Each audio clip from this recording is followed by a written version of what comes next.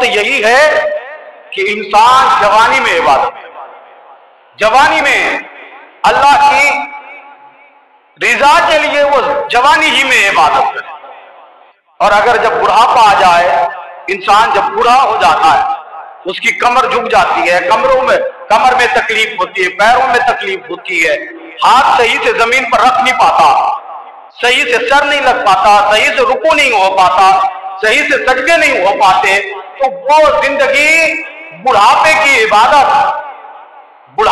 عبادت سے بہتر جوانی کی عبادت ہے۔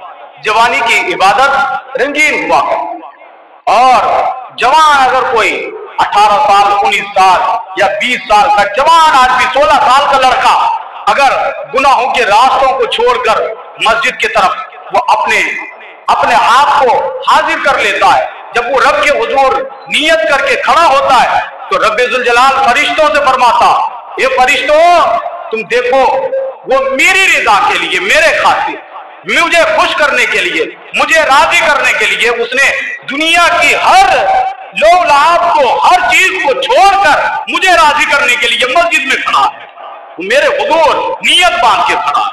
لیکن انسان کو یہ فکر ہی نہیں، انسان کو فکر نہیں، لیکن یہ فکر بھی کیوں کر رہا ہے؟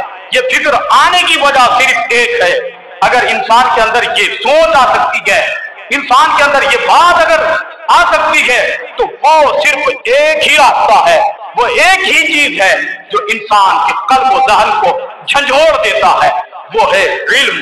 اگر آپ کے پاس علم ہے تو آپ کو گناہوں سے، آپ کو اپنے آپ کو خود آپ گناہوں سے محفوظ کر سکتے ہو۔ اگر علم نہیں ہے تو خود کو گناہوں سے محفوظ نہیں کر سکتے، خود کو گناہوں سے علیحدہ نہیں کر سکتے۔ اور قرآن تو کہہ رہا ہے قُلْ هَلْ يَسْتَوِي الَّذِينَ يَعْلَمُونَ وَالَّذِينَ لَا يَعْلَمُونَ، کیا مفہوم آیت بتا رہا ہوں، کیا جاننے والا اور نہ جاننے والا دونوں برابر ہے؟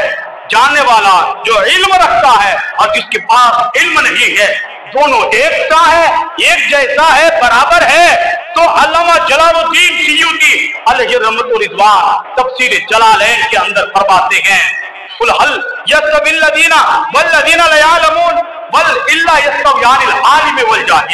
اس آیت کے تحت فرماتے ہیں إِلَّا يَسْتَوِيَانِ الْعَالِمِ وَالْجَاهِلِ، یعنی عالم اور جاہل کے درمیان تباین کی نسبت ہے۔ تباین کہتے ہیں زمین اور آسمان کی دوری کو۔ انسان جو علم حاصل نہیں کرتا ہے وہ کہاں ہے؟ زمین کی پستی پر، اور جو علم حاصل کر لیتا ہے وہ کہاں ہے؟ آسمان کی بلندی پر۔ یہ کون کہہ رہے ہیں؟ علامہ جلال الدین علیہ رحمہ کہہ رہے ہیں۔ علامہ جلال الدین فرماتے ہیں کہ وہ علم والا آسمان کی بلندی پر بیٹھا ہے، اور جس نے علم حاصل نہیں کیا وہ زمین کی پستی پر بیٹھا ہے۔ تو ہم نے کیا سمجھا؟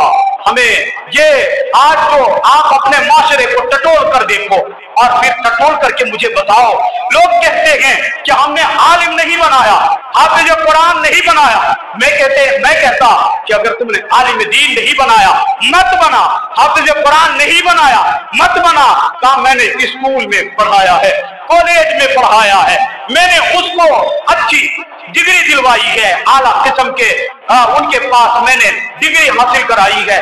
میں پوچھتا ہوں آپ سے کہ آپ بتانا، آپ اتنا بڑا محلہ ہے، اتنے بڑے محلے میں کوئی ایسا شخص ہے جس کا لڑکا MBBS کر کے آیا ہو، کسی کا لڑکا LLB کر کے آیا ہو، کسی کا لڑکا MD بن کر کے آیا ہو، کوئی کسی کا لڑکا اچھے ایجوکیشن یافتہ بن کر اچھے ایجوکیشن یافتہ ہو اور اچھے پیمانے پر اچھی ڈگری جن کے پاس ہو، اچھا علم حاصل کیا ہو، اچھا ایجوکیشن ہو؟ آپ بتاؤ ہے آپ کے معاشرے میں؟ آپ ٹٹول کے مجھے بتاؤ، ہے کوئی؟ نہیں۔ کیوں؟ آپ تو کہتے ہیں کہ ہم نے اسکول میں پڑھا دیا ہے۔ لوگ یہ معیار سمجھتے ہیں، 10 کلاس بچوں کو پڑھا دیتے ہیں تو وہ سمجھتے ہیں کہ میرا لڑکا سب سے اعلیٰ قسم کی ڈگری حاصل کر لی گئے۔ وہ سمجھتے ہیں 12ویں کلاس کے لڑکے کو، 12ویں کلاس اگر بچوں کو پڑھا دیتے ہیں تو وہ سمجھتے ہیں کہ میرا بچہ سب سے زیادہ علم والا ہے۔ نہیں، وہ علم کی بنیادی تعلیم حاصل کی ہے، اس نے اعلیٰ قسم کا علم حاصل نہیں کیا ہے، اس کے پاس اعلیٰ قسم کا ایجوکیشن نہیں ہے، اس کے پاس اعلیٰ ڈگری نہیں ہے۔ اگر اعلیٰ ڈگری حاصل کرنا چاہتے ہو تو اگر تمہیں زمین میں अगर मट्टी खोदना पड़े तो खोदो, लेकिन अपने बच्चों की तरबियत करो, तालीम दो, उसको एजुकेशन याफ्ता बनाओ, उसके पास आला डिग्री दिलाओ। तुम्हारे पास मकान नहीं होंगे ना, मत हो। अगर तुम्हारे पास शीश महल नहीं होंगे, बंगला नहीं होगा, तुम्हारे पास गाड़ी नहीं होगी, कोई फर्क नहीं पड़ता। लेकिन अगर इल्म होगा, वो बंगला, वो मकान, वो गाड़ी, वो कोठी, वो सारी चीजें एक पल में, एक चंद दिनों के दरमियान वो सारी चीजों को हासिल कर लेगा। वो आला कुर्सी पर बैठ करके आला इख्तिदार की कुर्सी पालेगा। और फिर जब वो इल्म याफ्ता होगा, एजुकेशन याफ्ता होगा, तो फिर वो समाज सुधारक भी होगा, कौम की भलाई भी करेगा। आप बताओ, हमारे बच्चे कितने पढ़े लिखे होते हैं, 10 क्लास पढ़ लिया, 12वीं क्लास पढ़ लिया, बताओ साइकिल पंचर की दुकानें किसकी है? हमारी है।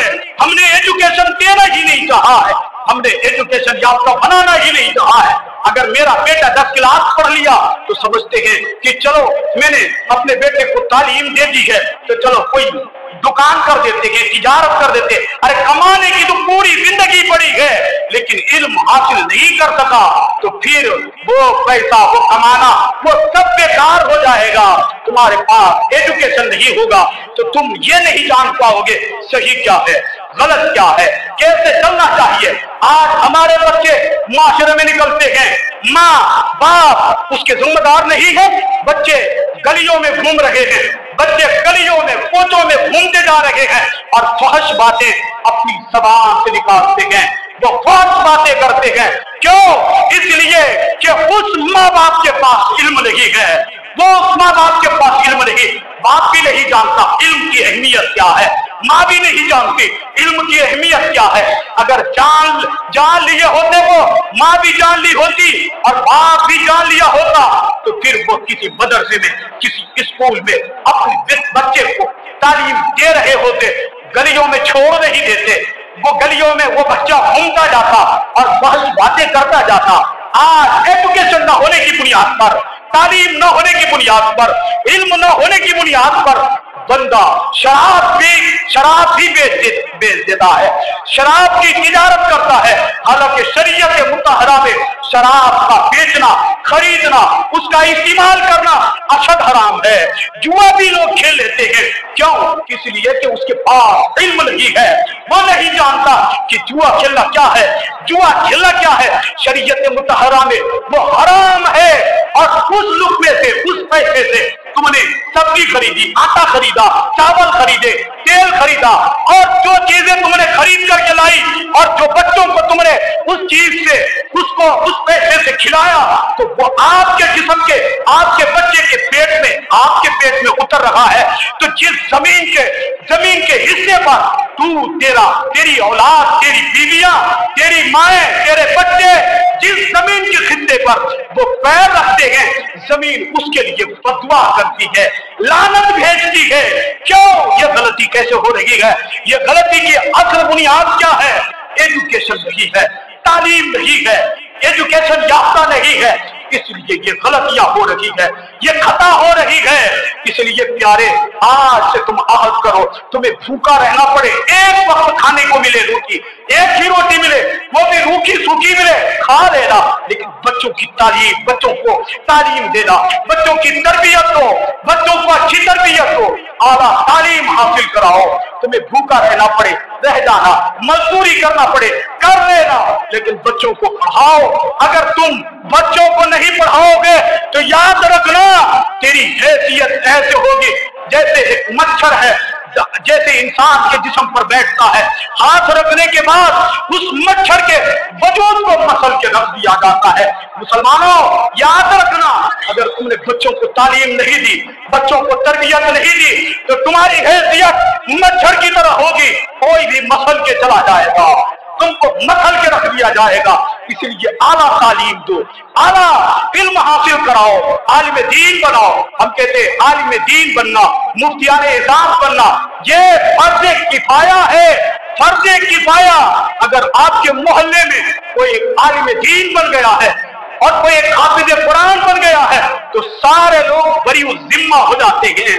उनके ऊपर से जिम्मेदारी साबित हो जाती है। मैं ये नहीं कहता कि तुम सिर्फ मदरसे में पढ़ाओ, आलिम बनाओ, हाफिज बनाओ, नहीं, हमें जरूरत है आलिम की नहीं, आलिम की भी जरूरत है, हाफिज की भी जरूरत है, और हमें जरूरत है LLB करने वालों की भी जरूरत है, हमें MD करने वालों की भी जरूरत है, हमें MBBS करने वालों की भी जरूरत है।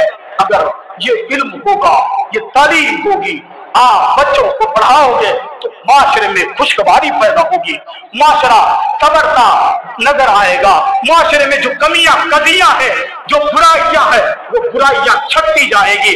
प्यारे बच्चों को पढ़ाने की कोशिश करो, बच्चों को तालीम दो।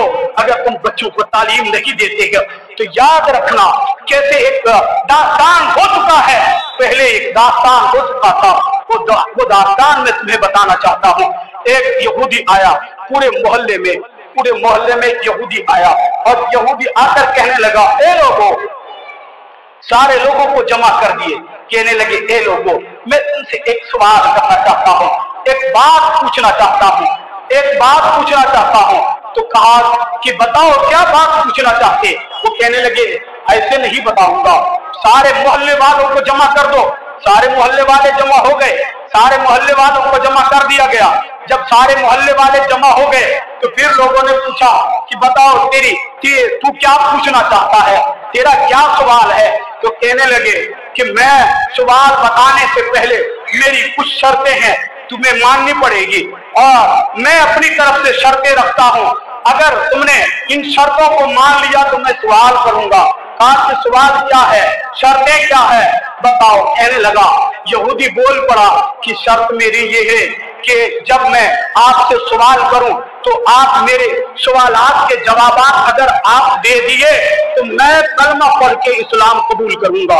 पहली शर्त यह है कि अगर आपसे जो मैं सवाल पूछूंगा, जो बात पूछूंगा, अगर उस सवाल का जवाब आप दे दोगे तो मैं कलमा पढ़ के इस्लाम कबूल कर लूंगा, मुसलमान हो जाऊंगा।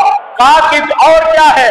कहने लगे, अगर तुम जवाब ना दे पाओ, अगर तुमसे जवाब ना बन सके, तुम्हारे पास उस सवाल का जवाब ना हो, तो फिर तुम्हें अपने मजहब इस्लाम को छोड़ करके दीन यहूदियत को कबूल करना पड़ेगा। लोग समझे थे, गांव वाले थे, मोहल्ले वाले थे, लोग खेतों में काम करने वाले थे, पहलवान थे। लोगों ने सोचा कि क्यों ना हम इसकी शर्त मान लेंगे, और एक अच्छा होगा कि ये कलमा पढ़ लेगा, इस्लाम कबूल कर लेगा। ये सोच लिया, लोगों ने सोचा। कल्लू भाई थे तो कल्लू भाई ने समझ लिया कि मैं गांव में जानता हूँ, अखाड़े में खेला हूँ, मैंने कई पहलवानों को पछाड़ा है, अगर ये इस तरह की बात करेगा, पहलवानी के बारे में पूछेगा, तो मैं ऐसे दांव पे जानता हूँ, उठा के पटक दूंगा, मार दूंगा, सीने पर सवार हो जाऊंगा। फिर दूसरे आदमी ने सोचा कि खेतीबाड़ी में अगर खेतीबाड़ी के बारे में पूछेगा तो मैं खूब अच्छी तरह जानता हूँ, कब खेत में खाद देना चाहिए, कब खेत के अंदर घास हो गया है तो उस घास को निकालना चाहिए, कब उस पे स्प्रे लगाना चाहिए, कब उसके अंदर फसल आती है, वो सारी नौयतों का मुझे पता है। जब मुझसे खेतीबाड़ी के मुतालिक पूछेगा तो हम खेतीबाड़ी के लिए हम जाने जाते हैं, खेतीबाड़ी के मामलात को हम अच्छी तरह जानते हैं। जब ये पूछेगा तो हम इनके सवालात को अच्छी तरह से हल कर देंगे। लोग अलग अलग थे, वो अलग अलग सोचने वाले अलग अलग सवालात के जवाब अपने ज़हन में उतार लिया। यहूदी से आकर कहने लगा, बोल तेरा सवाल क्या है, बोल तेरा सवाल क्या है। यहूदी ने कहा, ऐसे नहीं बताऊंगा। कहा फिर कैसे बताएगा। कहा ऐसे बताऊंगा, कुर्सी लाओ। कुर्सी लाया गया। कहा अब बताओ। कहने लगा अब भी ना बताऊंगा। कहा फिर कैसे बताओगे। चौकी लाओ। चौकी लाया गया, स्टेज लगाए गए, कुर्सी पर वो यहूदी बैठा और बैठ करके बोला कि तुम सब नीचे चले जाओ, नीचे बैठो, मैं तुमसे सवाल करता हूं, तुम मेरे सवाल के जवाब दे देना। जब वो आगे, वो सारे लोग जमीन पर बैठा, वो सारे पहलवान मोहल्ले वाले सारे जमीन पर बैठे और वो तन्हा कुर्सी पर बैठा है। उसने कहा कि अब बताओ तेरा सवाल क्या है। उसने कहा कि मेरा सवाल ये है कि अभी तुम्हारा रब, यानी तुम्हारा रब जिसकी तुम इबादत करते हो, जिसे तुम अल्लाह कहते हो, तुम्हारा रब अभी क्या कर रहा है? सबसे पहला सवाल किया, तुम्हारा रब अभी क्या कर रहा है? तो मोहल्ले वाले सोचे थे खेती बाड़ी के बारे में, पहलवानी के बारे में, जहां तो सवाल ही अलग हो गया, उसके पास जवाब ही नहीं, आंखों को मलना शुरू कर दिया, खामोश हो गए, जमीन को देख रहा, इधर उधर ताक रहे, ये उसको देख रहे हैं, वो उसको देख रहे हैं, उनके पास जवाब नहीं बन पा, उनके पास उन सवालात के जवाब नहीं है। बड़ा परेशान हुए। फिर थोड़ी देर गुजरा, थोड़ी देर के बाद उस यहूदी ने दूसरा सवाल कर दिया। दूसरा सवाल क्या किया कि अभी अल्लाह तबारक व तआला किधर देख रहा है? दूसरा सवाल किया, अल्लाह ताला अभी किधर देख रहा है? फिर परेशान हुआ, अब उसके पास कोई रास्ता नहीं। फिर थोड़ी देर के बाद यहूदी ने तीसरा सवाल कर दिया, अल्लाह रब्बुल इज्जत से पहले क्या था? अल्लाह से पहले क्या था? इनके तोते उड़ गए, इनका होश खराब हो गया, ना इनके पास इल्म है ना जवाब। तोते उड़ गए, रोने लगे, खूब रोने लगे, कहने लगे यहूदी से कि मैं इस सवाल का जवाब नहीं दे सकता, हम लोगों के पास इस सवाल का जवाब नहीं है, हम लोग नहीं जानते हैं। तो कहने लगे अपने शर्तों के मुताबिक अपना मजहब छोड़ के मेरे मजहब को कबूल करो। यह बात हुई तो एक छोटा सा बच्चा, जिनकी उम्र तकरीबन मुख्तलिफ ही रिवायात है, तो उनमें से एक रिवायत को बताता हूं। उनकी उम्र तकरीबन 7 साल की या 8 साल की या 12 साल की होगी, जो भी उम्र रही होगी। वो बच्चा भागता हुआ करीब से गुजरा। जब करीब से गुजरा तो देखा पूरे मोहल्ले वालों को चचा बैठा है, पापा बैठे हैं, रिश्तेदार बैठे गए, कबीले वाले बैठे गए, पूरे मोहल्ले वाले वहीं बैठे। तो करीब गए और देखा जाकर के तो उनके आंखों से आंसू निकल रहे। करीब गए, कहने लगे चचा रो क्यों रहे, आंसू क्यों निकल रहा? कहने लगे बेटा तू जा घर को, तू ही तो बच गया है, सिर्फ तू ही तो बच गया, अलावा हम लोग देखो इसके चुंगल में हम लोग फंस चुके हैं, तू जा घर को, कम से कम एक ही तो बचा रहेगा हमारी नस्ल से, नहीं तो सब तो बर्बाद हो गया, चौपट हो गया। हम लोग जवाब नहीं दे सकते। वो सवाल किया है, उसके सवाल का जवाब हमारे पास नहीं है, हम उसके सवाल का जवाब नहीं जानते हैं। बेटा तू भी कहीं फंस ना जाएगा, यहां से निकल जा, भाग जा। वो बच्चा बोल पड़ा, चचा आप उम्र में हमसे बड़े हैं, आप हमसे उम्र में ज्यादा है, आपकी उम्र ज्यादा है, आपकी उम्र के बिलमुकाबिल मेरी उम्र कम है, लेकिन चचा और आपके और हम में, आपके और हमारे दरमियान कुछ फर्क है। कहने लगे क्या फर्क है? कहा फर्क ये है चचा जान कि आप कुरान नहीं पढ़े हैं, आपको कुरान का इल्म नहीं है, मैं कुरान का इल्म जानता हूं, मैं कुरान जानता हूं। वो उसने एक आदमी ने सवाल करके मुझे आप सबको फंसा के रखा है, मैं उसका जवाब देने को तैयार हूं। कहने लगे कि साहिल बता तेरा सवाल क्या है? तो झट से उसने फिर सवाल कर दिया कि अभी अल्लाह तबारक व तआला क्या कर रहा है? बच्चे ने पलट के पूछा कि हे यहूदी बता, देने वाला बड़ा होता है कि लेने वाला? बोलो ना, देने वाला बड़ा होता है कि लेने वाला? भीख मांगने वाला जो भिखारी होता है, किसी के यहां भीख मांगने गया, मांगने वाला बड़ा होता है कि देने वाला बड़ा होता है? देने वाला बड़ा होता है। तो बच्चे ने कहा तू साहिल मांगने वाला, तू क्या है? साहिल मांगने वाला, मैं बादशाह देने वाला। पहले मांगने का सलीका तो तुम्हें आना चाहिए। उतर कुर्सी से नीचे, नीचे खड़े हो, मैं बैठूंगा कुर्सी पर, फिर पूछ मेरा रब क्या कर रहा, तब तुम्हें जवाब दूंगा। यहूदी गुस्से में आया, कुर्सी से नीचे गया, नीचे जाके खड़ा हुआ, بچہ جا کے کرسی پر بیٹھا، یہودی کی طرف مخاطب ہوا، بچے نے کہا بتا تیرا سوال کیا ہے اب پوچھ۔ بچے نے جب کہا، یہودی بول پڑا ابھی تیرا رب کیا کر رہا ہے؟ تو بچے نے پلٹ کے جواب دیا تیرے پاس عقل نہیں ہے، مجھے عزت دے رہا ہے تجھے ذلیل کر رہا ہے۔ میں نیچے تھا اوپر آ گیا، نیچے تھا نا اوپر آ گیا، تو اوپر تھا نیچے آ گیا، تو مجھے عزت دے رہا ہے تجھے ذلیل کر رہا ہے۔ یہودی غصے میں آ گیا، کا معاملہ تو بگڑ گیا، جغرافیے بدل دیے۔ پھر یہودی نے دوسرا سوال کیا کہ اللہ تعالیٰ کدھر دیکھ رہا؟ اللہ تعالیٰ ابھی کدھر دیکھ رہا؟ تو بچے نے کہا چچا سے کہ چچا جان ذرا جاؤ، اس زمانے میں قندیل ہوتی تھی، قندیل